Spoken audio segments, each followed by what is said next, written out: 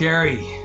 Oh my Doug. gosh, so great to meet you right here. We I know. never seen a person like this before, so it's really cool. Some holy ground. We've been on together on some of the Facebook threads. It's been a really good time. So I just started watching your video that you posted with the group meeting that you had, and I just started listening to it this morning. It's fine. Okay. How far did you get? About 15, 20 minutes in, or? That's pretty much it. And Yeah. I was so bummed because I would have loved to have watched that prior to us engaging, but it's okay because I can go back and listen to it later, and I am definitely going to. Yeah.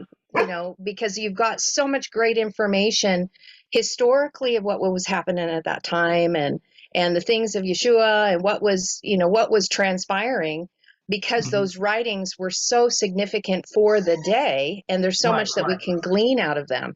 And so I'm listening to that, and then I'm connecting everything that you wrote on Facebook with the gemstones. And I've shared with several people that I figured I would do a lot more listening in this conversation than speaking. And I am totally fine with that because I want to introduce people to you.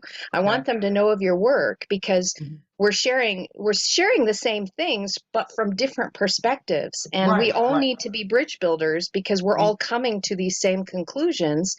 Yes. You and I, our approaches complement each other, definitely. Coming to the same conclusions through very different means. Yep. And it's a wonderful thing. And I enjoy how you pen when you write and share. I love the style that you utilize in order to communicate these truths. And my friend Kathleen was very excited about us, talking today, and she can't wait to hear what our conversation ends up entailing. But I was just sharing with my husband. I said, well, Doug writes from a very collegiate standpoint. So when I read his works, I have to slow way down. I use a lot of plain text when I'm communicating, but I know that there's the purpose and the plan for the specific words you use, because unfortunately we've been doled down in our communication skills. And because it's been bare bone minimum, we aren't able to fully express entirety of what these concepts are trying to communicate to us. So I appreciate your writing skill. Thank you. And it helps challenge me. So I appreciate that greatly. And everyone, has their specific gift and their culture of spirit that they're supposed to infuse and program, or not program, but infuse into. So I tried to teach milk one time, and there was no anointing on it. There was no grace. It just wasn't who I am. And I tried to take people real baby steps. And the apostle over our church, she said, well, everybody followed along. And then she just kind of looked at me like, walked away. Like, everybody followed along, but in other words, that's not what you're called to do. What are you doing? Right. And you know what? We need to be and honor our anointings. In fact, my husband's going to be going to work real soon. And so I'm going to take a pause so that he can see you and meet you as well. I've shared, Doug. It's Doug. Doug, sorry. You just read the text about Greg. Greg, sorry, my headset. Hey. He's in work right now. He's in work mode. So everything's really, he's got to go do some heavy duty construction stuff today. I just want to say thank you. Carrie shared much of your stuff and how your processing and your revelations are very, very, very true to form. Well, thank you. I appreciate you saying that. And I've loved your works as well. Definitely. Thank you. Admire that. Yeah. Well, you can see that there's something of frequency right now. Obviously, that there's so much in this, as you know, that it seems to be coming from these amazing angles and perspectives of facets that it all speaks the same narrative, and that's what I find just amazing. That I don't think any of us could fully comprehend the full facet of totality or summation. And so here it is, we can see camaraderie of family that are coming from different facets to express the same thing. And I find that incredibly beautiful. So I just want to say thank you from our hearts to yours. Just thank you for your generous and kind work. My pleasure. Thank you so much for blessing me. And I definitely bless you too. I've gleaned a lot already. I happened upon one of your teachings about who or what is the dragon, and a person who knows who they are fully and completely. And that spoke, that was like a perfect coagulation with what I was already teaching about that subject. And right away, I knew we were kindred on some level with the things we teach and how we interpret the imagery in that book. Yeah. Yeah. Well, it's amazing that where Spirit has me right now is like everything I've been working on for the last, I would say 4 or 5 months anyways. And it actually from the very beginning, but yet I couldn't see it for its total, for its, I'm trying to be careful in the words because you know that there's so much power in this, but in totality, the resonance of completion equates as a dragon. But it really defines death. It redefines death. And so there's a template of design and a template of intention that is dependent on the influences integration. And so the dragon and the death are the same language. You've twined mother and father by right ascension, and you've crossed over to be called beyond. And this is the judge magistrates, the magi. They're coming back. Yes. And that's why I can connect like this way. And actually, it's funny. I'm listening to you. I was in the other room, and I got a tingling, and the Spirit just says, "Go say hello." And it's like, so because this is family. Yeah. Right on. It's about time. It's about time. Right? I know. So there's just people that you know that you can feel that there's a frequency being emitted, and it's so genuine and so generous and kind, because this is nothing to be fearful of. Yes, actually I should. There's nothing to be fearful of if you're in right ascension. I'd be quivering a little bit because this is all the same language, but if I didn't know or see, I'm so thankful for what we're able to see and process. But what is coming back are the dragons. The dragons of old are starting to awaken, and they will be called the judge magistrates in there, and they will be bringing the revelation of love of how to properly ascend back to the intention of origin. And it's incredibly beautiful. And I see your tethering and the nuances and how you share it and how you articulate. Again, it's beautiful. So thank you. And I just wanted to, before I go, I just wanted to make sure that we connect so we can do face to face. That's really great. Ken, thank you so much. It's an honor to meet you. Yeah. Well, it's a privilege as well. So thank you very much. Enjoy your day. Thank you for coming in. Okay.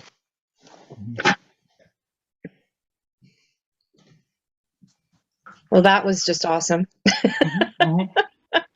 I love being able to connect heart to heart like this. It gets me, me really, my heart, it gets really tenderized. And, you know, there's like tears welling up right here. And it's like, oh, okay. Yeah.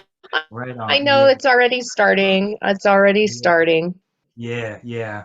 Because we're in the time of the gathering. I mean, that's really what it is. And, you know, as much as people have demonized technology, I'm so grateful for it. I'm so grateful for it. Me too. Yeah.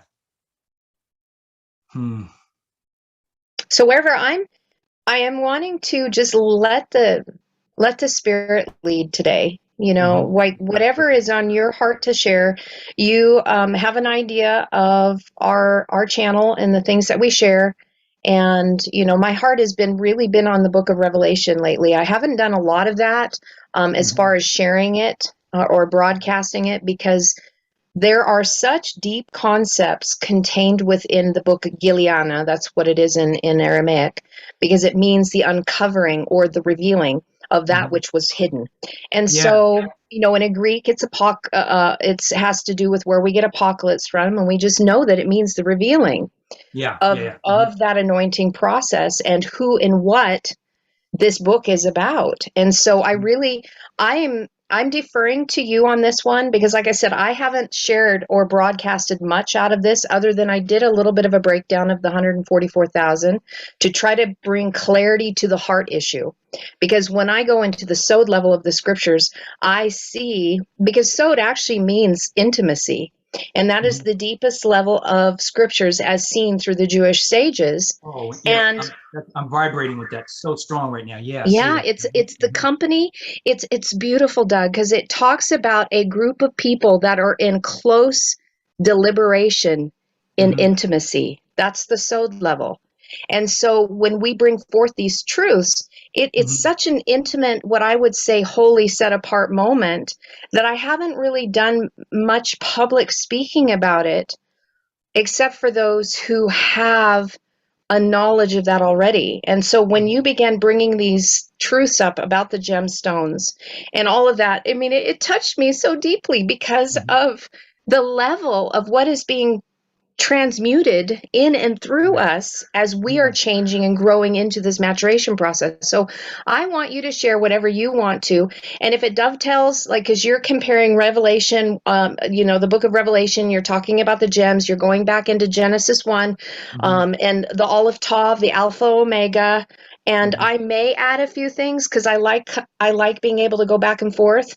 But I'm really going to defer to you on this one today. Okay. So Carrie, stop me whenever. Okay. I tend to just rattle on, so just stop me whenever. So do I. And just add something that's, another angle, because there's no one angle to this. Right. Yeah. Multi-dimensional, multifaceted, just like the gems. Right. It's not like someone says after a teaching that I do on the book of Revelation, oh, is that really what that means? Well, no, it's what the Spirit is showing me at this moment in my That's walk. beautiful. It's what my mirror is reflecting at this time. Now give it 5 years and it'll be something new. I love that. I'm so glad that you see that too. That's the beauty of the scriptures, is the mirror of where you are at. So it's your personal exegesis, right, of what's going on inside here. It's so beautiful. Yeah, and there's no way in Isaiah 9, there's no way he meant to write righteousness, peace, and joy in the Holy Spirit will sit in the hearts of people. No, he said, when the Messiah comes, he will sit on the throne of David. That's a political meaning. It has no spiritual meaning. He meant what he said. He understood kings, political kings. Herod was sitting as the king of Judea. So Herod was literally fulfilling that prophecy. Jesus was fulfilling it in spirit. So when Pontius Pilate says, are you that king? The king of the Jews that was prophesied by Isaiah, are you that king? So, well, yes, but my kingdom is not of this world, this political dimension. Exactly. And Paul and his brother Paul would come along later and say, righteousness, peace, and joy in the spirit is that kingdom. So, so yes, I am, and no, not literally. So same thing with the book of Revelation. So we hear, there's so much symbolism. I don't even know where to start, but just wherever the Spirit is guiding you in the moment, because, we are quantumly entangled. We are interconnected. And so probably exactly what you're going to be sharing is stuff that's brewing right here anyway. Right. So I love it. So think of mankind, all of mankind, 8 billion people. Think of mankind as, in a sense, God's bride. Not just people who believe in a certain thing. Correct. That was for that era. That was for the Piscean era, with the mouth confessions made unto salvation. But we're leaving the Piscean era, and we're going to leave Pentecost for tabernacle. Then think of all of mankind as, in a sense, married to God. God's bride. Okay, because in another sense, those who are speaking as gods or speaking creatively would be the sons or the tangible manifestation of God. We're kings, we're priests, we're the bride, we're the sons, we're all this stuff. But just for this moment, think of mankind as the bride, okay? So the bride wants to actualize herself. So the bride looks in the mirror and perceives herself, but it's not all in one shot. There's no one thing that you look like, mankind. There's no one thing that you are. You are a perpetual continuum of progression. So just for a second, you're going to be elevated. Come up, Revelation 4, we'll start there. Come up here, and I will show you things to come. O mankind, O woman, you are my book. You're a living book, but you cannot perceive it right now. You cannot read it. It said in Revelation 4, no man could look thereupon. Only the Lion of the tribe of Judah could read the book. So, O mankind, O woman, I'm going to, as you take your sovereignty back, the seals that you sealed were living epistles, but we're sealed, so we can't see our Christ nature. So we can't see our Christ nature. We have to live by a law. We have to live by what Pastor said. Right. And so just recently, that would be, stopping for just a moment to clarify, because I just had a great interview with Steve Conover and Daryl Lane, and we were talking the difference between Namusa and Orietta, or Aretha. And they're two entirely. So what you were talking about right now is Namusa. Okay. So, O bride, you are the living epistle. You are the book of life. Your nature is in the book of life. Your nature is written down in the book of life. The book of life is written down inside of you. In other words, your name or your nature is written down in the Lamb's book of life. But you can't see it. So the seals that cover, the scales on the eyes, the seals, the 7 seals come off. And that lion aspect, the boldness of confidence, riding forwards, progression. So you start to look thereupon and you start to notice that, oh, I am this. And what I'm looking at in the Christ, that is me. And I am that. And there's something in the Christ that I am, and that's me also. So you start to look upon the scriptures and see that they are written inside of you already. Exactly. You'd been fasting and praying to get them inscribed upon your heart, but it did no good because it has to be unveiled from within. So can I interrupt for a moment? Please do. So here's the difference between the namusa and oreta, so that you're aware, because I want to be able to give you these Aramaic words to go with what you're saying. So the namusa was external prescriptions of law that were coming upon us. Orita is eternal law that is already in, and it starts out with Aleph Vav Resh. I love this. Yeah, vibrating Aleph with that. Vav Resh is light. That's the law of the dragon. Yeah, so just connecting with Ken here, it's the law of the dragon, the one who is completed, because it's Orieta, and it's the first 3 letters means light. Light, covenant of completion in oneness unity, which is the manifestation of the whole process of the becoming Mashiach, the Christ. Those 7 seals, 7 chakras, 70 energy centers, all being revealed. That is Orita, and it's already within. So I just wanted to bring that into what you were saying, because there's only like 3 verses in the entire New Testament that use that word, Orita. In the beginning, let there be light, the celestial law that is already written within that we are discovering. Beautiful, beautiful, beautiful.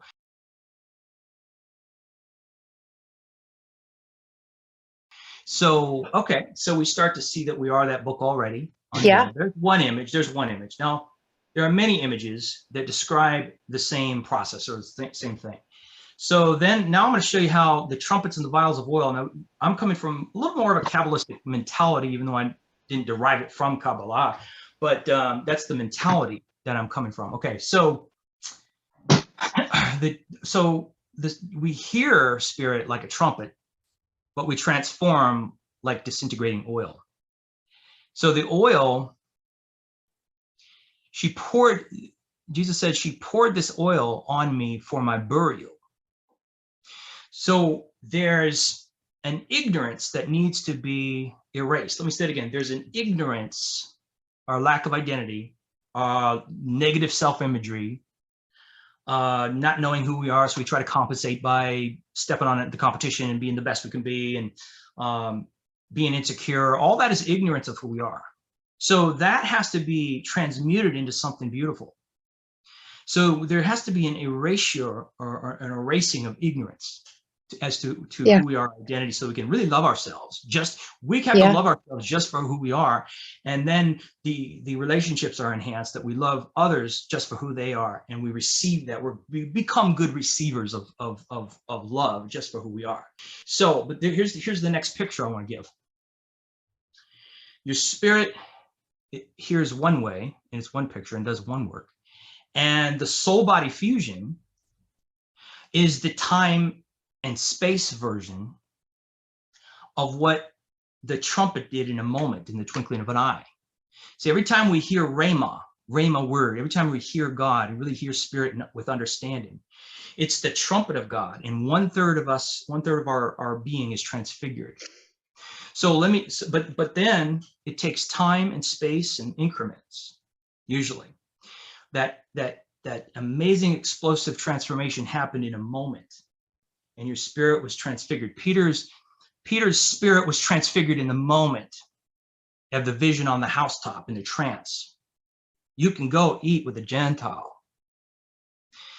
It was a trumpet blew, and 1/3 of his rivers of communication were transfigured. 1/3 of the sea of the subconscious was transfigured. 1/3 of the sunlight of his perception of Gentiles was transfigured. 1/3. Because 1/3 of his being is his spirit.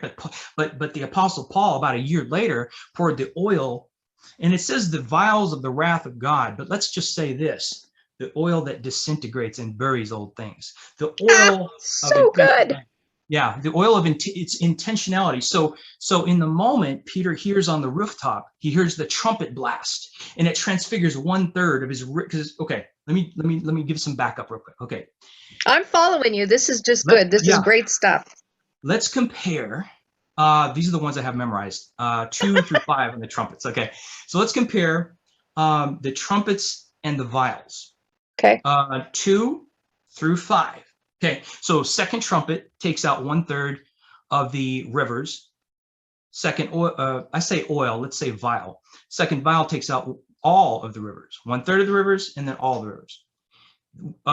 The third trumpet takes out 1/3 of the sea. Think subconscious, primordial nature.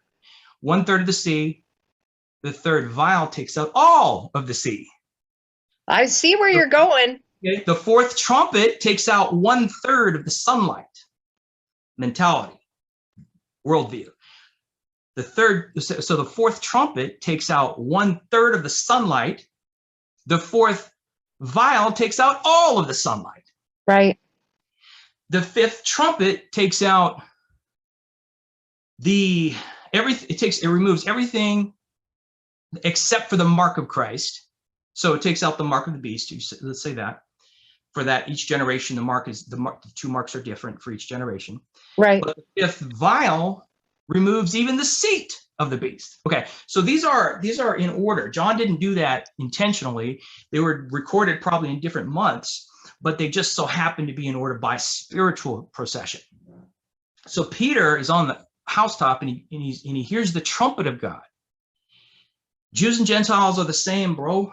You can eat lunch with Cornelius. You can preach to them. Okay, a year later, he's only 1/3 of his being was changed, though. So a year later, Jewish people come in. He's chilling with Gentiles, and he removes himself from the Gentile people because that racism root is still there. So Paul takes, right after he gives Paul the right hand of fellowship, Paul takes the vial of oil and pours it on Peter. I'm talking metaphor here. Right. And removes the soul body fusion version. Yeah. So that what was changed in his spirit. Yeah. Top is now changed in his soul body fusion, his psyche. Yes. Okay, I got to interject because this is so good. So the word for transmute and transfigure, I'm getting goosebumps all over, is chalaf. It's het lamed pei. And that's just the root. And het lamed pei. So het means separation or division, but it's also the esoteric number or letter for life. So that which separated you from life, you enter into life through this covenant, and then it's lamed pei. The lamed is in the middle, and it means to instruct your heart. Then the pay, so that your mouth will speak forth revelation. That is the transmutation. That is the change. That is the meta side of what is going on with us in that moment. And that root word, just to let you know, is used when it describes the transfiguration of Yeshua. And also you will be changed in the twinkling of the eye at the shofar blast. It's the same word. So you're sitting, you're talking and describing this, and I'm like, oh, goosebumps all over. Because what is understood by illumination will eventually be understood in the conversation of our daily walk. Yes. And that trumpet blast, by the way, shofar, Shin Pei Resh. Shin Vav Pei Resh means that fire that is coming in through that blast is piercing your heart so that you can produce fruit. So that the mouth is speaking forth things that are going to raise you up and raise others up from their poor and destitute position to be first fruit leaders. That's what that trump is about. So the fullness of all 3 areas being changed, you first have to have the spirit that is transmuted and changed, and then the rest will follow so that you have fruit that come forward. Yes, and Jesus said, let my saying sink down into your ears. And the way Isaiah put it, Isaiah 45 says, and this is inside the temple now, think inside the temple. Isaiah 45 says, drop down, you heavens, from above, and let the skies pour down righteousness. Let righteousness and salvation spring up together. I, the Lord, have created it. Yeah. I so love that. So Peter heard it on the rooftop. Yes. Then he received the oil, the vial of the oil. She poured this on me for my burial, right? So something, old energies of separation, of Jew and Gentile separation were buried when Paul did it. But then the third step happens. Oh my God. Then the Grecian widows were neglected in the service of food. And Peter is the one who made sure they got what they needed. The full manifestation. And Paul, when he like he goes from 2 Corinthians 11:23, saying, these guys, he admits they were flogged for Jesus, put in prison for Jesus. He said, but I was flogged more. I was put in prison. I am more. I will undercut their opportunity for having equality with me. So he made himself the head, right? But then in the church history says in 62 AD, Paul put away his differences. The nature of love, love started to agape, not just filio, of his tribe. Because for a while he was saying, even if it's an angel of God, if they preach it any other way than me in my camp, Timothy, Titus, Aquila, then let them be cursed. So he goes from that, even though he was a world changer, that was a major thorn. But he goes from that to, it says in church history that in 62 AD, he put away his differences with Peter. That's so good. And they preached together in Rome just before being killed. And that's my lifeblood right there. That's my lifeblood right there. And he's beheaded in Rome, and then he meets Stephen in heaven, and they give each other a hug and say, we were all in this together. Yep. Exactly. That's what it's about. That's what I think of all the time with situations in the church divisions. We're all in this together. We are. Yeah. We are. And the end result is that which you just discussed. I mean, that really is our heart's desire of putting those separations away. And that's why this awakening movement is so beautiful. Yeah. I was looking at verses regarding love and Chava. This is so beautiful. Okay. So Chava, Het Bet Aleph, is an Aramaic word for love. Ahava is the Hebrew equivalent of it. The difference between the Ahava and the Chava is that when you get to Aramaic, again, we have that beautiful letter Het that says once we were separated, but now we're finding life within the covenant. And then it has a Bet Aleph on it. And it means to build oneness. So once you were separated, now you are building on the inside family and entering into oneness. And that's through the letter definition of the word love. So you go to Chava. So you were divided. You were divided from other people. Oh, I'm getting goosebumps again. You were divided from other people, other religions, in the system of duality and comparisons. And now you're finding, by building it on the inside, you're finding oneness on the inside so that we can come together in love externally with one another, because it's all right here. Just get in. Just get in and figure out the differences that you are dividing yourself within, that you're separating yourself within. And then it doesn't have to be that way anymore. We can come together in unity, just like oil running down Aaron's beard. And Aaron is also like the same word for ark of the testimony. The witnesses in the testimony that are coming, because you will know them for their love for one another. Chava. Come on. Yeah.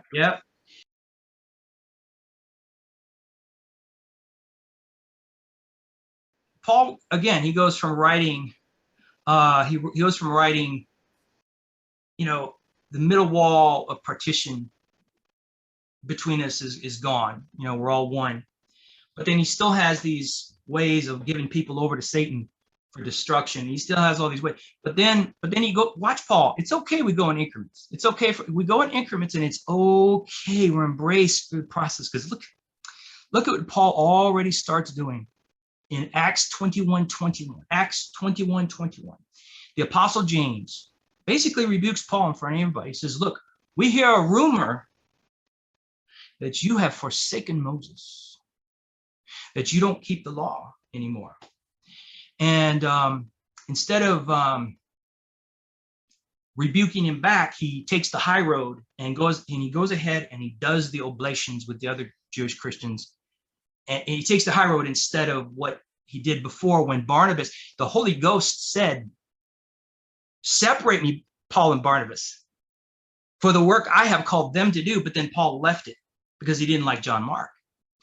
So you see the incremental part. You see how the trumpet, no separation between us. We're all one. The trumpet was there, but the soul body fusion had some strongholds in him because he was a Pharisee in his infrastructure, which means separatist. Right. And they had Jesus, given over to Rome for death because they were trying to keep Israel pure from deception. And they thought Jesus was a deception. So he has that already strong in him from his spiritual father, Gamaliel. And Gamaliel starts changing before Paul even starts changing. He says, hey, quit killing the Christians. If it's not of God, it won't come to anything. So Paul is already starting to take the high road instead of what he did with Barnabas by leaving quickly as soon as he didn't like John Mark. See? And those increments, we all have these strongholds, and it's okay. We're embraced through the process. But I'm just showing you how the imagery in the book of Revelation, how it laid itself out and how it manifested in the life of Paul the Apostle. So in his own vial of oil, which is intentionality to remove oneself from the old order of things, of separation, he starts moving into it. You know, the vial, he took out finally all of the seed of the subconscious of Pharisee ingrained. The rivers of communication were starting to be cleansed. The old was taken out, made bitter, wormwood. You know, now all of a sudden the new river of life is starting to form behind the scenes, as we start to see in Revelation 22. Come, eat, take up the water of life that's free. Without our dog source. You see, he still perceives, even in Revelation 22, it's pointing to us, but it isn't us. Even Revelation 22 is pointing to us, but it is not us. It's still saying there's something else to come. Because right now, John the Apostle in Revelation 22 is still saying, even the new creation, Christianity, new creation, Christian man, new compared to Judaism, is still without our reality. Outside of the reality we have formed, our dogs, sorcerers, murderers, fornicators, those who love and make. There's still a sin consciousness towards others, even though the sin consciousness was clean for the individual. But yet he's saying, but yet the bride is there to do what? Heal them. You know, he's saying it's still to them that are without that reality. He said, come, take of the water of life that's free. And then Jesus shows up right at the end and says, I am Lux Pharaoh. Morning star, the Venus of the morning star that was often used to denote kings. You only see it at twilight. You only see it when light is becoming day and day is becoming night. You only see it when night and day are coming together, when spirit and soul are coming together. So this is so good. So there's the word Hallel and Lila that are the exact same gematria, like same. Just different orders, and one is day, light, and the other one is night. So the combination of the two would be the twilight and the dawn. In that hour where light and dark are fusing together, Hallel and Lila. Yes, same gematria, and just like Zion. Okay, now if you in Hebrew, if you spell Babylon, change the Y to an A to denote the mystical force of Babylon rather than the ancient city. If you change it to an A, spell Babylon, the gematria is 156. Same gematria as Zion. Oh, that's so good. So you have the Aleph, the oneness principle, becoming the mystery of the many who are one, the spirit breath and God and the beginning is so beautiful. Oh my gosh. And at least in one rabbi's research, he spelled out the Son, as in Yeshua, the Son, and equaled the gematria on the Son is 75. When you spell out in Hebrew Lucifer, the gematria is 75. Of course. So Hallel is Lucifer. Yeah. I'm bringing that forward because we just said it. And so there has been so much that has been twisted and so much is perverted that when you get these revelations, so Hallel, Hey Yod Lamed, this revelation of the power that is coming to you by going into the inside, the work and deed of your hand, delivering yourself from that area where you are ill and you are feeble, finding the covenant is the twin staffs of authority. You are having the teachings of mother and father. You have the fullness of that staff because you have become that illuminated being that is allowed instruction to come so that the power would be gifted to you so that you could reveal it to others. Yes. Look at all in increment. You know, there's the moment, but then there's the increment. Look at my increments. I'm reminded of this moment I had in what was it? God, would it have been 30 years ago? Like 30 years ago. I had this vision. Jesus was standing before me. And I say Jesus just because I speak English. That's what I'm used to. Not offended. So Jesus is standing in front of me, and he says to me, this is, again, 30 years ago, and he says to me, he says, you accepted yourself as my servant, but you never, and my son, but you never accepted yourself as my family. Oh. Yep. That's an increment of deliverance. And then that was in the Genesis 1 experience, the groan that says, I lack spirit. I need spirit. So he supplied spirit because that's where I was. You never accepted yourself as family. My family. Okay, that's in the Genesis. Now in the Revelation 21 experience where I'm coming from that reality. I don't lack spirit. I am that Jesus Christ. I am that Christ that should come into the world. See? So what was predominantly soul, receiving from spirit. When the spirit and soul become one, then you are always, you're always open to help. You're always open to learning, but you are coming from that. The spirit and soul conjoined is the Psalm 82 gods that speak creatively and are not under any deity. That's so good. That is so true. Otherwise, we're letting the astral phenomena create through us. Right.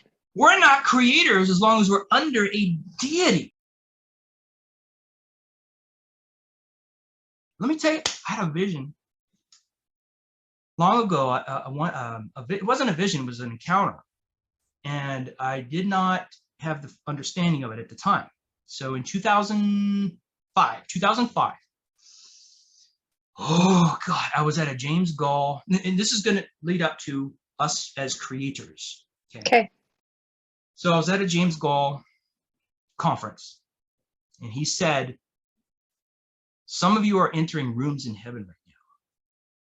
And then whatever he said after that, I don't know, because boom, there I was in this vast room in heaven. And it was huge. It was like half a planet Earth. I mean, this room was huge. But what was weird was that hardly anyone was there. All that was there was me. And then like a few miles down, there was an angel. And then a few miles down, there was another angel. And a few miles down, there's another angel. It was like me and like 4 angels in this room that was half the planet.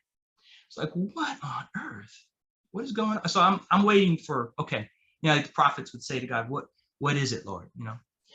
And this lasted, I'm sitting, and I discerned that it was like an assignment. I thought, based on my paradigm at the time, that maybe this is like an assignment room. Because me and these angels are waiting for our assignment. That's what I'm thinking. Okay. The experience ends. I sit down. And at the time, I had been an intercessor for several pastors. And I loved pastors with all my heart. So I sit down from this experience, and what burns in my heart, what rises up in me, is a love for prophets. Now I had just been ordained by our apostle as a prophet.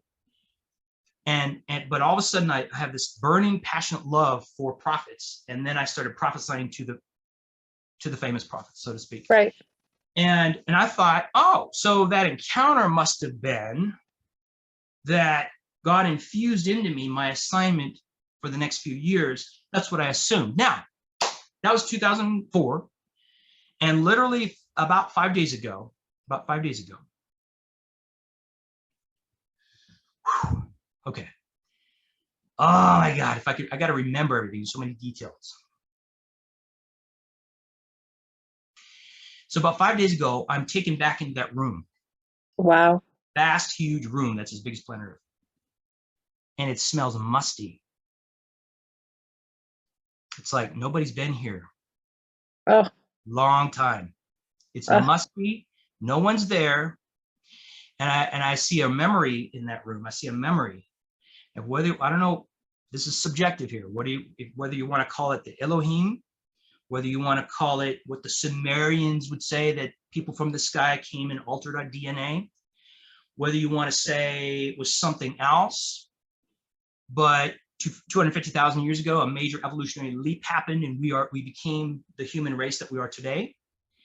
Anyway, whatever you want to call it, doesn't matter. The point is, the beings that were there creating, because they knew they were creators, creating an upgrade, whether you, again, the paradigm is subjective. You'd say they created an upgrade in mankind to up our consciousness, or you can say they tweaked our DNA for us to be their slaves. Duality.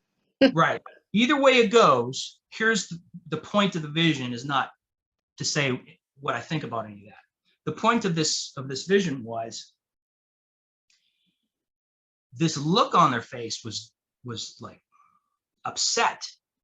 It was like they realized that mankind had a core that would grow and grow eventually, and realize who they are and not be slaves anymore. Or even you could say this. You can say this: those who began the religions of slavery, those who began the religions to say, when the Buddha saw that he's a rich kid and he goes out and he travels and he sees all these people dying of starvation and suffering, and he comes up with this idea, well, if they would just stop wanting, if they would just stop desiring anything, they wouldn't be suffering. So I'll create a religion. You just don't desire anything. Just there's no self, and then it'd be easier to die in starvation. Or the religions that say the erotic element of humankind is the devil and bad, and you should crucify it underfoot. And so whether you want to call it the Anunnaki, or whether you want to call it the originators of religions that they did with their whole heart of sincerity, but were just misguided, or demonized the human nature because they loved the euphoria of just being in the spirit world. Because, just being in the spirit world, you don't have any problems anymore. It's kind of like the third grader. You tell a third grader in elementary school, hey, you don't have to go to school anymore. You don't have to do the work. No more homework. Just watch cartoons. Well, that's euphoria. I feel joy. So it must be good. Right. Except one thing. Now you're 45 years old. And you're still watching cartoons. Yeah. Now you're 45 years old and you have no teeth, and you're outside of a Senex station begging for money because you never did anything. Right. So some doctrines feel like euphoria. Oh, everything's an illusion. You don't have to help anybody. Or the doctrine that says, hey, if someone was brutally raped, that they chose that. Before they incarnated, they chose that. So don't worry about it. Just rejoice that they did what they. I mean, my God, that's sinister to come up with these things, And so there's no being touched by the feeling of people's infirmity when you just bop around in the aether as though you were still discarnate spirit before incarnating. The purpose of incarnating is that we might fall in love with each other and help each other through and love each other right where we're at. And that love is the healing, and that is the true ascension, not bypassing the heart. So whatever you want to call it, whether it's Anunnaki who had bad intentions towards us, or whether it's the originators of religions that caused spirit over soul theology, here's the heart, here's where God is, high vibration, you miss God, low vibration, you miss God. So whatever you want to call it, the people who did this left that room. Wow. Stop creating. Wait a minute. And so that we means never, it's waiting. Yeah, we never entered that room because we were under a freaking deity Oh my who was supposed gosh. to come inside of us and speak through our mouths, and we have no right to say anything unless the deity indwells in us and speaks through us and fills our mouth. No more. It's time for us to, mankind, the woman, mankind is to enter that room and begin creating as it will, because your will is not sinister.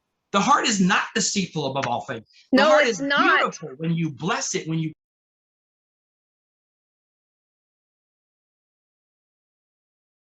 Adam, whatever you call an animal, it will become that. So mankind, whatever you call your human inclinations, it will become that. Now, if you're under the jurisdiction of a religion or a law or a dimension that says that your heart is deceitful, and you've made covenant with that idea, and then you just get weak one day and make a decision from your own heart instead of waiting on the spirit to tell you, well, then you just self-sabotage. You probably get in a car accident. Exactly. You probably, and then you get in a car accident and they say, see, so the people around you say, see, God got you. God got you because you did it on your own. Oh my gosh.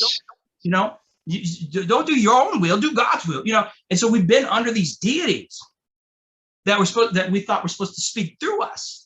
Holy Spirit possession was the idea. And that's what I believe I came into in 2003, which has a certain glory. But Paul said, if the glory of Moses was one thing, the glory of grace is far greater.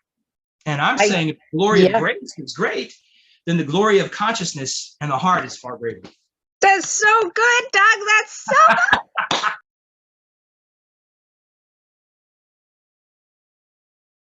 And you know that scripture, it says the heart's melancholy, not deceitfully wicked. It's melancholy because we haven't risen into that deity form yet to go and possess the room and to create as creators. Come on, come on. That is so good. Like as soon as you said that the room was left empty, I got goosebumps all over. I'm like, yes, it's waiting to be occupied. And that is why we are flipping the principalities and powers. So get this, Bereshit. Reshit is a word that means leader. It means power and principality, and it has a bet added in front of it. And bet means to build the principalities and powers, right? From the inside, the very first word. And then in the middle of the word covenant, bet resh yod tov, is ish, fire. The fire on the inside that gives us the ability, because it's from our heart, that we would create through this beautiful covenant because we have built ourselves as those principalities and powers. And the first two letters, bar, those who have been winnowed, those who are of the purity and the innocent in the beginning are going to be returning in the end to enter that room and to create something anew, something that's not amiss, something that's not inverted, something that isn't controlling and manipulating and subjugating, but something that is lifting up and elevating into a new creation where we are all one, living from the heart center, collapsing that upper and the lower reality into our now, right here. Right here. That's right. That's right. Oh, drop it down. So good. I'm like got champagne going off everywhere right now. Yeah. That's why the scripture says drop down. Yes. You heavens from above. That's because you're imbalanced that way. Yes. Drop that's down, you heaven. Yeah. That's Orita. That is celestial law in the oneness connecting. It comes into us. And so then we speak through Miltha. We have been so filled with the covenant and expanded in oneness that the things that come out are that living water coming from our heart because we've allowed it. We've allowed the Orita to come in and illuminate us fully so we can do these things and speak it into existence. Oh my God! Let there be light. Yes, and every one of us is in that. Look at the process, or look at the illumination. Oh my gosh, Doug! of Jesus. I bet you Jesus was pretty mind blown talking to the Syrophoenician or Canaanite woman when he saw her faith, and he said, "You know, I know my assignment. You know, it's only through the Jews." But when he saw that faith, he saw something new. He saw something that was unique from what he saw in Caiaphas. Yeah. He saw in Gamaliel. Yeah. Saw something unique from what he saw in himself previously. What Yeshua had come a long way. He had laid down the destiny. He had absorbed like a cloud. He cometh with clouds. He had absorbed like an inner cloud, was saturated with destiny. So that's how he knew he was the Isaiah 9 king. But before he could start it, he had to lay it down for us. So he goes in the wilderness 40 days and he lays it down so that it was his destiny to change water into wine. But when it came time to change the rock into bread, he laid it down instead. You know what I mean? He sacrificed first. It was his destiny to walk through that crowd when you were going to throw him off a cliff. It was his destiny to have protection. But when it came time to jump off the Pinnacle Temple, the Caiaphas energy in him was like, hey, test this first. The Caiaphas energy is antinomian or anti the progression. The Caiaphas Moses energy in him was saying, test this destiny, jump off the pinnacle. No, he didn't do it. He crucified it for, he killed it first, because he was ushering in the Piscean age where that's the formula, death and resurrection. Now we're going to enter continuity. But at the time, he was ushering something new. He had to die first and then resurrect. So the Caiaphas Moses energy was like, all the promises of Israel are in me. All the promises, the head and not the tail. All nations shall flow to you, Israel. So the Caiaphas energy, worship this way. Worship the way Caiaphas does. Keep speaking what Caiaphas is speaking, and you'll be at the head, because that's the destiny of Israel. Worship me, worship this way. And then he refused to do that because he knew there was a progression beyond Caiaphas and Moses, where he stopped keeping the Sabbath. He picked corn on the Sabbath, knowing that a man was killed by God for picking sticks on the Sabbath. He knew there was something more. The energy in him was starting to know something that he didn't know when he was sitting at the feet of the doctors of the law. And with that knowledge, he was starting to act on it. So first he lays down those three destinies of kingship, protection, and miracles, so that he could pick it right back up after the wilderness, to work the miracle with changing water to wine, to be protected as he walked through the crowd, to reign and rule as the nature of love. Well, where was I going with that? Let's see. Well, I can connect it to what you were saying about the vials. Yeah. Mm-hmm. The vials being poured upon him to lay it all down and to crucify it and to kill that egoic side that would have been following the Caiaphas way, because there was something new that was being built. There was a completely new shift and a new paradigm, and the old had to pass away for the new. Yeah, that's okay. That's what I want to say. The emotional crisis that happens. Oh, okay, yeah. At age 30, it says this about Jesus. It says he went into the synagogue to read the scriptures, as was his custom. So he was in with them. He was part of them. And now it's time to give his revelation. This scripture, the Spirit of the Lord is upon me. Isaiah 60, the Spirit of God is upon me. He says this to them all who he was in with. They knew him, he knew them, he loved them, they loved him. This is fulfilled before you today. This is his posse. These are his boys. They try to throw him off a cliff. I know, right? So in today's world, the emotional crisis we go through, when first we feel we've betrayed ourselves, because when we depart from old traditions and old perceptions of God, we feel like we've betrayed ourselves first. Yep. And like a divorce, and then there's that worry, the doubt. We go through confusion. We go through what John the Baptist went through. Hey, I pointed you out as the Messiah. Now I'm wondering if you really are. We go through all this. The despondency, the social upheaval, we lose friends, right? Ministers that we were one with, they just ghost us. When we start speaking a new sound, we're thrown off the cliff, meaning we experience a thud on a social level. Yeah. And there's shock involved, and there's sorrow involved, you know, and depression. Yep. That's very real. Very real. Yeah, very. Leo, you know, yeah. Sounds heard of Rama. She was crying for her children because they were not, because we had these destinies. We were going to preach at these churches. We were going to be an upgraded prophet. We were going to be the next upgrade to the minister we were. We had these children inside of us. We had these things that these destinies we were going to give birth to. Those were our children. And before we got a scripture that said, thy son liveth, meaning this thing will happen. And now paradigm change, revelation, the revelation of God to us is so different than it used to be. We start speaking it, and you know, a sound heard in Rama, she's crying over her children because they no longer exist. Who am I now? What am I now? What am I going to do with my life now? I don't have any skill set. I'm a minister and I can't preach anywhere anymore because they won't have me. All these destinies are dead. Oh, I feel this, Doug. I feel this. Yep. And then Isaiah comes with his voice saying, these new children, where did these come from? Where did these come from? Where did these come from? You know, but that crisis is real and it must be embraced. Yeah.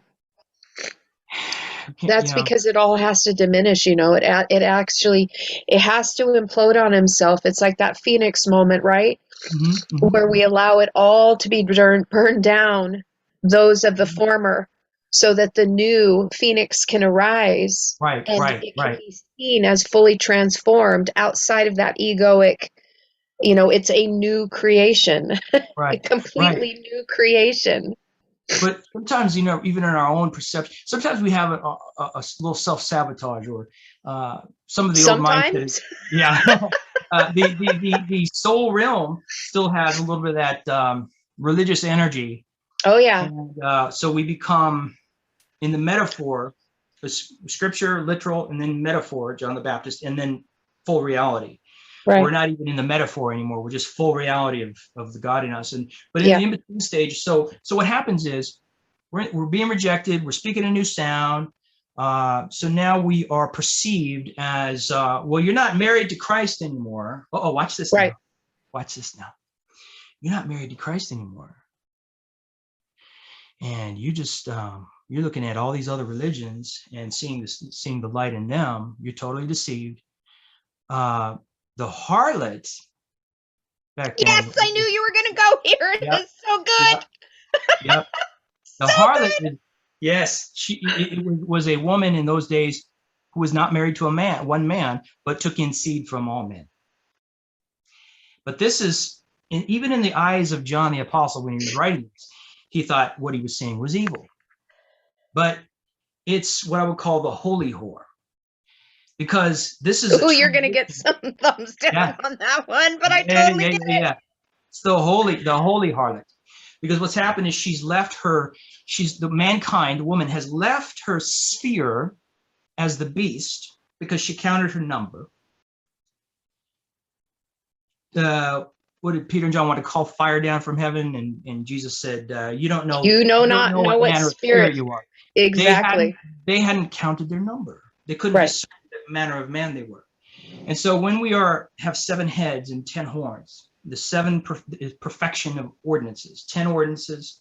10 represents all the ordinances throughout the Jewish scriptures represented by 10. 7 is perfect. Your headship, your government, your headship has been perfected by the old paradigm. And that person who pressed to the mark and achieved that mark now hates the harlot. Revelation 17 says that the beast hates the harlot. So I thought they worked for the same guy. They don't. So then we leave our sphere. We leave that sphere as the beast who's perfected the ark. Spell out in Hebrew, Ark of the Covenant. The gematria is 666. Of course it is. The Ark of the Testimony. Yeah. 666. Vav, vav, vav.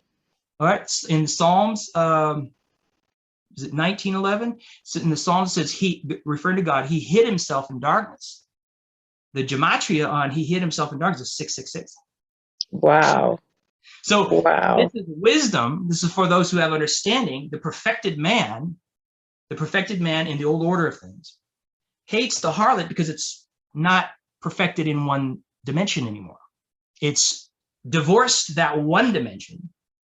And the harlot of Babylon is now a no thing, nothing. Exactly.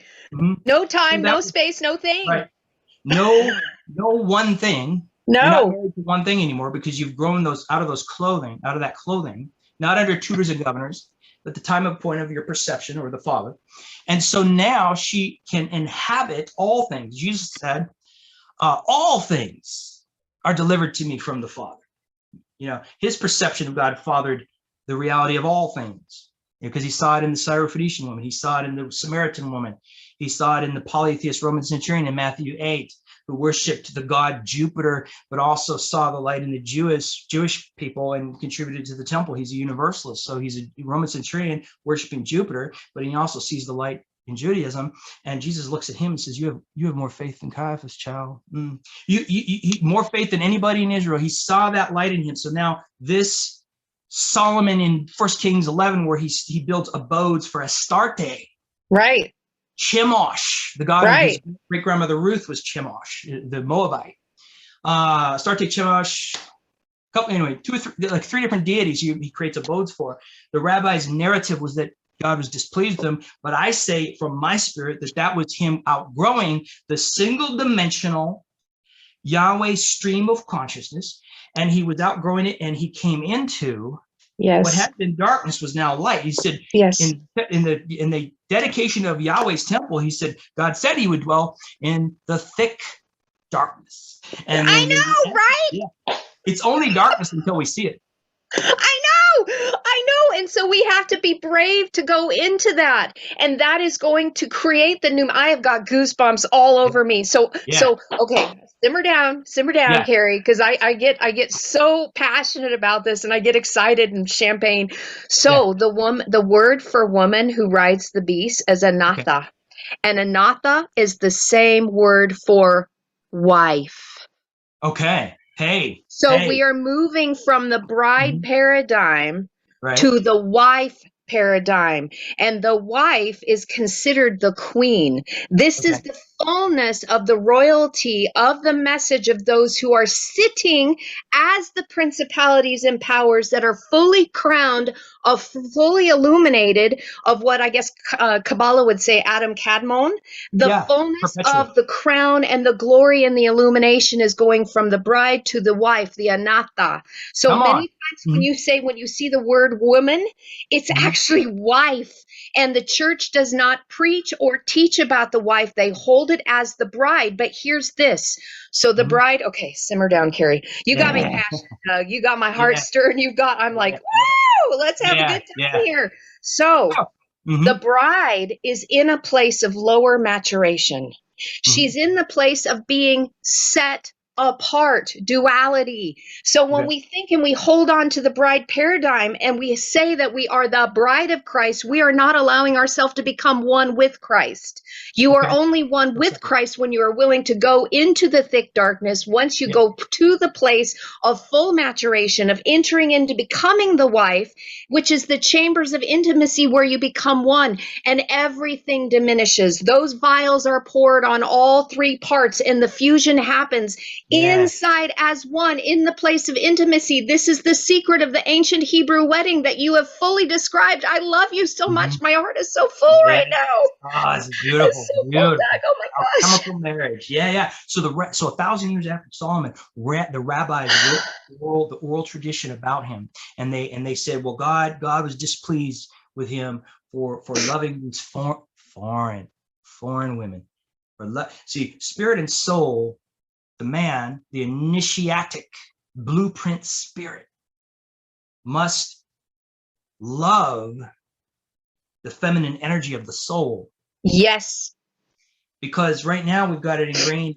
Paul was at a stage in his life where he said the spirit lusts against the flesh and the flesh lusts against the spirit. Your spirit and body are enemies, and we've got that ingrained in us from the religions. All the religions were saying that. So we got to come out of that. Go into the thick darkness that we've not seen. See the light, Yes. the soul realm, the darkness, the incubation. Yes. Conception is in a moment. There's the trumpet. But conception, 9 months later, we have a baby. There's the vial. We finally give birth to it. So we go into that darkness of the womb, of the things we've not seen before. The Arabic root, FHM, means charcoal black, but it also means wisdom. So the dark wisdom, treasures of darkness that Isaiah talked about. Solomon went into that thick darkness, saw the light, saw what was there. So when it's dark out and no street light, there can be a tree right in front of you. And it's really there, but you don't see it. It's not in your perception. Right.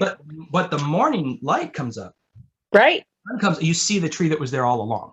Right. I believe Solomon started to see the God reality, the creator, not just the national Yahweh, but the God, the creator reality. And when the light lit upon a greater consciousness, and the rabbis, the corporate beast, that doesn't mean anything bad, just the corporate beast, wrote about this and said, well, God's going to punish the next generation of innocent people for what Solomon did there, for loving these foreign women. Well, that's strange, because Yahweh in the narrative punished David, the apple of his heart, immediately with the death of his child with Bathsheba.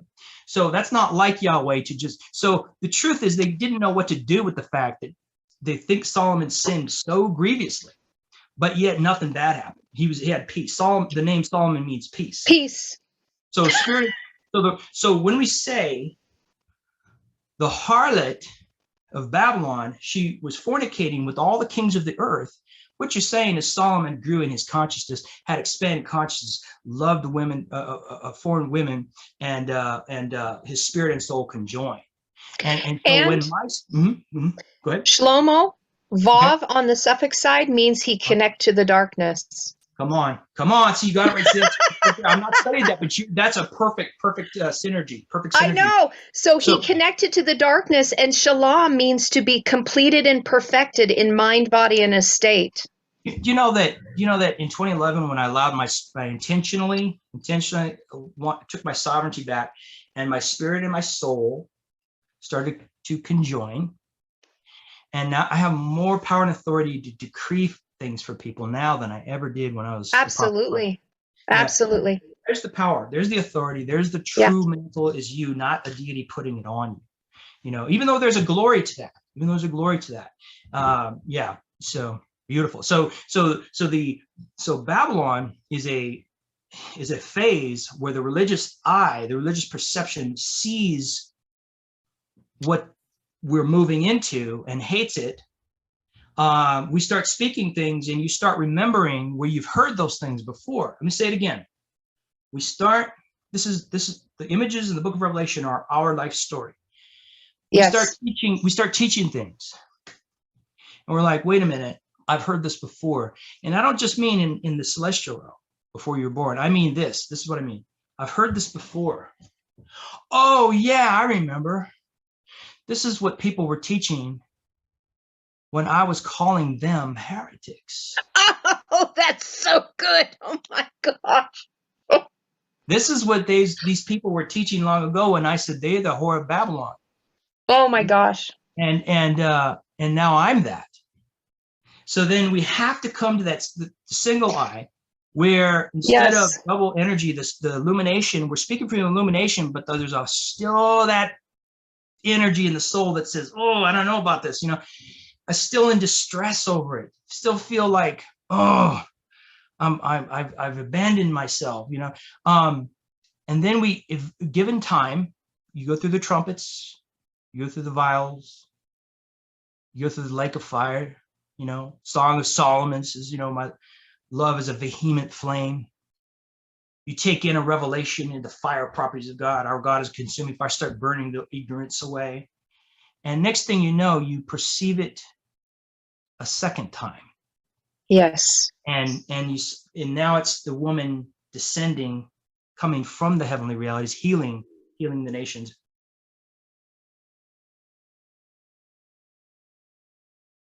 Bringing the wife is coming. Yeah. There you go. The wife coming with the leaves. See, the leaves protect the fruit. The leaves are medicinal and you know how to bring healing. Now, you know, in the Piscean age, there was a need for a lot of miracles because we didn't have the knowledge of how to heal ourselves. We didn't have the knowledge of PTSD, and negative self-imagery is what causes a lot of these energies to cause us to cut ourselves. Right. Psychologically, even physically, like the Gadarene man. Yes. So he had to just cast those energies out of him. He had to just put, rub with mud and put it on the guys. It just miraculously healed the guy, because we didn't know how sickness happened. So we're going to start now to come into the understanding of what we are and how to go to those root issues of why we get sick. Yes. And heal those root issues. And part of it is religious tyranny. Yes, exactly. That is so good. That is so good. The only thing I want to add to that, just because, I'm all about the letters. Babel, Yeah, Bet, Lamed. Bet and Bet Lamed, okay? Mm-hmm. So we have the word for Babel. We have the Bet first, and then we have a second Bet Lamed. Now, this is, I love this, okay? Bet Lamed can mean a heart that is fearful and anxious, that has terror in it. Okay. But it is also a word that means husband. Okay. I'm following. The Bet on the front of Babel means inside, tent, dwelling, family, build. Build on the inside by allowing the husband to come that will show you the blueprints in order to instruct you, Babel, so you can become the wife. Come on. Anatha. No longer the bride, because the bride in the system of duality still has the fearful, anxious heart because she's under subjugation. She's under a deity. She is under a master. Mm-hmm. Oh my gosh. Yeah. She's under a master. So Babylon teaches us while we are in the flesh to move out of the bride paradigm into the wife so that we can ride the beast and take our authority back. Yeah. And that's why she's coming down. That is why the gemstones and everything you've been talking about, I mean, it's just making my heart explode, because you are giving such beautiful language to be able to communicate these principles of those who have been inundated with the English writings to begin to see them differently. I mean, that's what a prophet does. A prophet comes to be able to bring a whole new paradigm. And yes, you know what? It's not popular in the religious circles. What I share is not popular in the religious circles, but the truth is that light is coming. There is no false light, and there is no true light. There is only light. Light is coming and changing. So when we compare and we say, well, you're walking in false light, and that's doctrines of demons, you have not tasted the light then. Yeah. Because the light has come. If you can't see light in all, then you have, Jesus said, if one part be dark, all is dark. So you have to see light in all to be to coagulate with even David's words, the whole heaven and earth is full of the glory of God. Right. Despite what you see, yeah. So this is why Orita is coming and the Namusa is passing away. The laws that have subjugated us are totally being destroyed, and they are coming down. So the Orita, so the light, the illumination of the beings that have been Christed, those who see, who have fused everything together, are coming with this brand new paradigm. And for those who are fearful, that have the heart in the fearful and anxious position as the bride, are not going to see it. They're not going to comprehend this new light. And so that is why those of us who are walking in this truth, this light, have to, like you said, I'm going to say it my way, love generously, extend grace, because we were once in a darkened mind ourselves. That's being seen and appreciated just for who you are, and then loving boldly. That's the only way that any of this happens. All the meanings, illumination, meanings of things, scripture as all that's a mental map to create, because of the law of attraction, we have to set an intention. So that creates an intention of where we're going, because without an intention, you're just going to go anywhere. So it just sets an intention. That's all it does. But what the point of how we get there is loving and being loved. And with no expectation of change. Yeah. Exactly. And those maps are these archetypes that are only showing that position, but even the archetypes are coming down. Yeah. Right? Yeah. It's just like, here's we are this God. phase, here's this phase, here's this fade. There's this archetypical mindset of this and that. And you can compare it to the tarot. You can take a look at all the cards. You can learn from that. Yep. But in reality, what it is sharing with us is to become no thing. Yeah, exactly. Let the oil come, the diminishing oil. This is, my husband will say, going from validation to invalidation, right? So mother teaches you validation through namosa of who, here I am, and this is what I am the bride of Christ. Father, when you get into the dark shadow side, when you get into the hidden and the darkness, then shows you how to become invalidated. And would you relate that to the Yod He Vahe, the Yod He, mother, father, and the Vahe is of son and bride, and then we go on from there? Yes. Okay, yeah. Yes.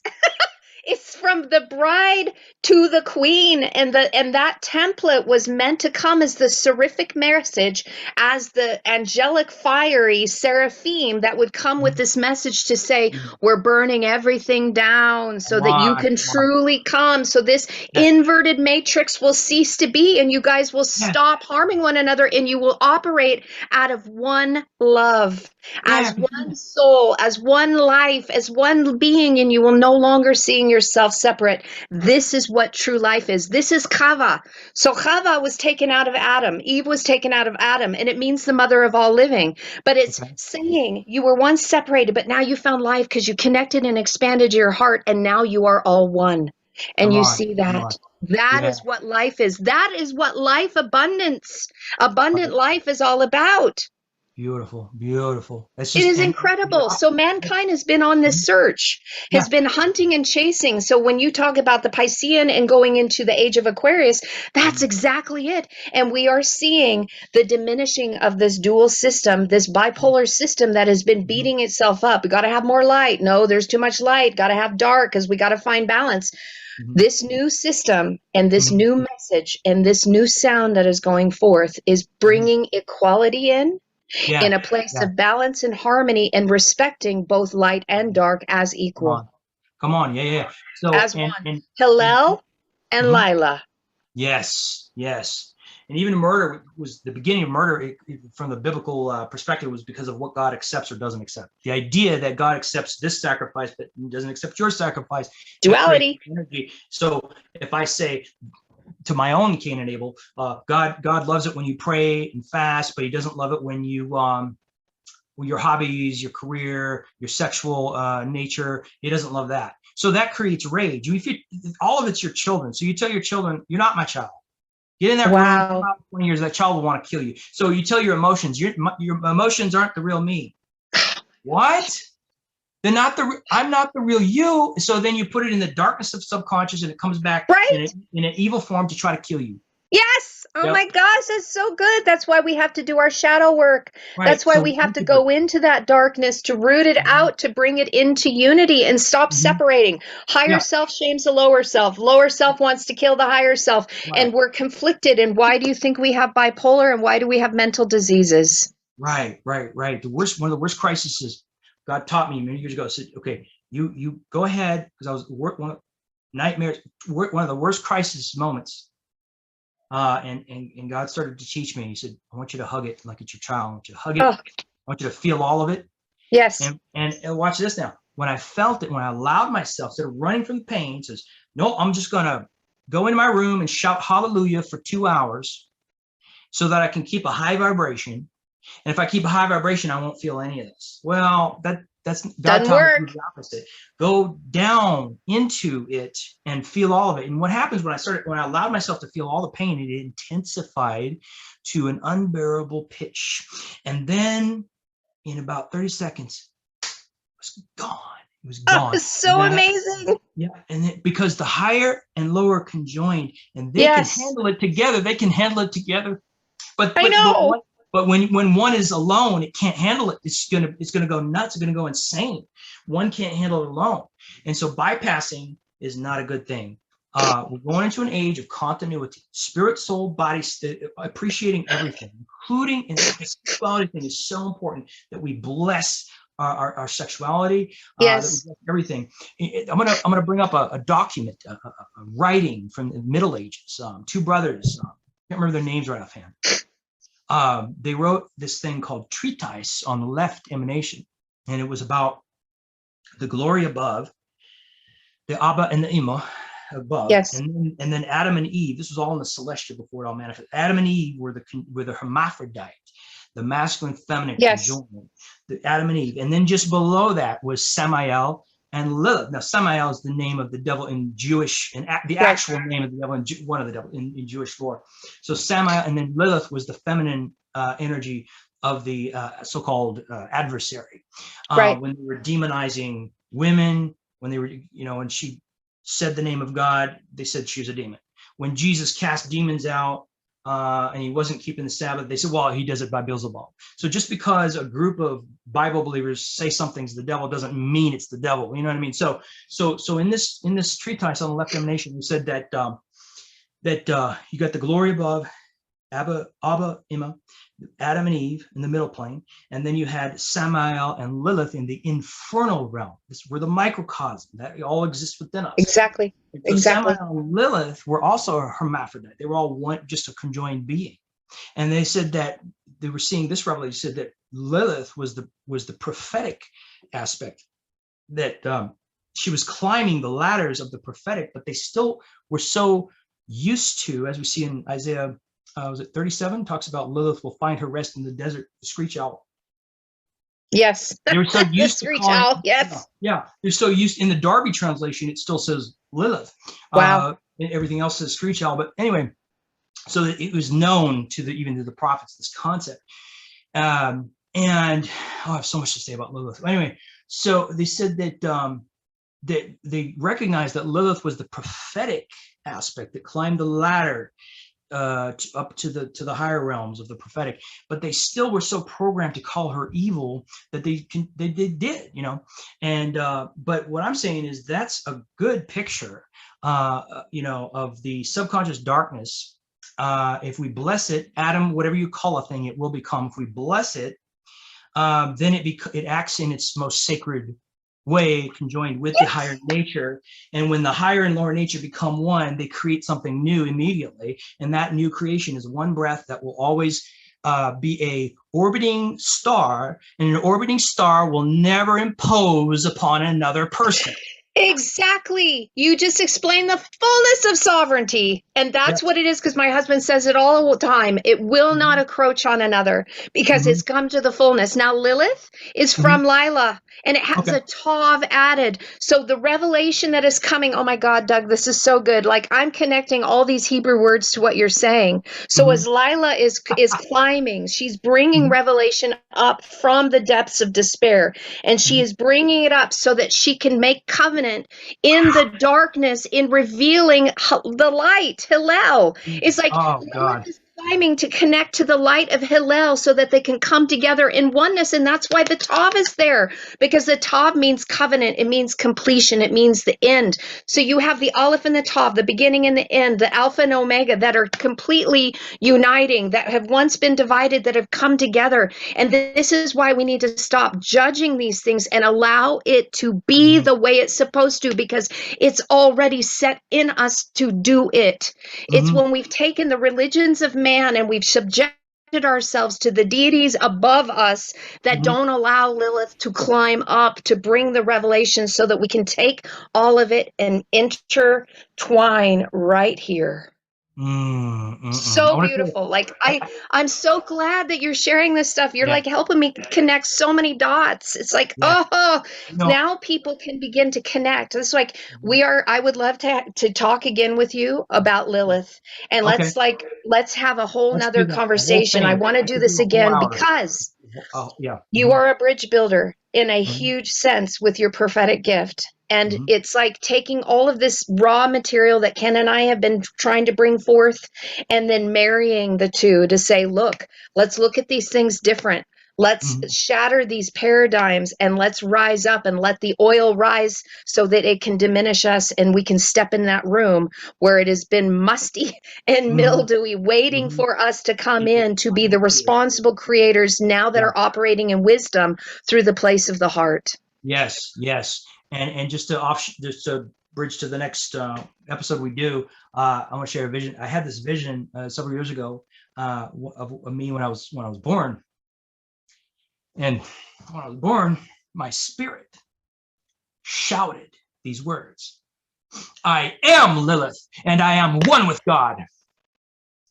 Mm-hmm. Oh my God. I am a polity of her. Yep. God. Wow. And Yep, with that, I can say hallelujah. Mm-hmm. Yep. That energy wanted to know what it would be like to incarnate as a white male Christian preacher, and then understand herself through the differentiation, and to become again That as is so beautiful. Quality, as the bride healing the nations, the wife healing the nations. Yeah, because the wife has now come. The wife has now come. She's no longer divorced. It is Hillel and Lilith coming together in oneness unity right here. Oh, Doug, I love you. I love your work. I love you as a human being. You're my brother. I am so blessed. I am blessed beyond measure right now. And thank you. Thank you so much for all that you do for all of us as we are being stretched and we are being pulled. And I thank you for your prophetic voice that has been declaring these things. And it is my heart and desire that people are going to be exposed to you and be able to hear your words because of what you are doing to dislodge these paradigms. You are a true gift. I'm not saying this to inflate you. I'm saying this to honor you and honor the gifting and what you've done, because you have brought so much life to my heart. You've brought so much life to my spirit as these marriages are taking place in the time of the revealing, in the time of the ingathering. You know, the feast that we just went through, the Sukkot, right? There's a form that has never been celebrated and they don't declare it. And it has to do with the word Asaph. And it says, in the end, they will gather as one. That's what the name of this feast that we just went through. In the end, they will gather as one. Beautiful, beautiful, beautiful. And on the theme of all of it being one, all feasts of all nations. Of course, you know, today's the 29th or the 30th, 29th. 29th. And so I want to say happy Samhain feast, you know, which is represent the day that represents the thinnest veil between the natural and the spirit world. Yeah. Right. And how fitting that we are talking today. Yep. Blessed are those who love his appearing, but it's our appearing. Yeah. Yeah. That's right. Well, I love you again. I love you. And I am going to set another time with you so that we can talk again. Yeah, we'll talk. Yeah, Lilith is one of my favorite subjects for sure. I have a passion for her because of what I saw in the writings, and I went, talk about being misunderstood. Oh yeah. Oh Yay! my God. There's a guy in Vancouver, part of the Hermetic Order of the Golden Dawn, did a painting of Lilith. And I've seen many paintings of her, but when I saw this one, I said, I remember that. And then I said, wait a minute. Oh. I said, I remember that because I was there. And then something else rose in me, says, I remember that because I was her. The aspect of the feminine aspect of the God, so beautiful, wanted to come into earth. We're all different aspects of the Godhead.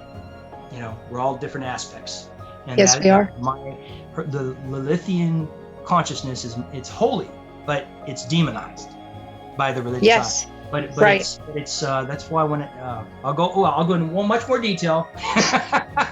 I'll tell you some life events, Nick, in the next episode. I'll tell you some life events where that aspect of my consciousness was revealed, but I had to shut it down because of my religion. But we'll get into it. Okay. All right. You have a wonderful. This was beautiful.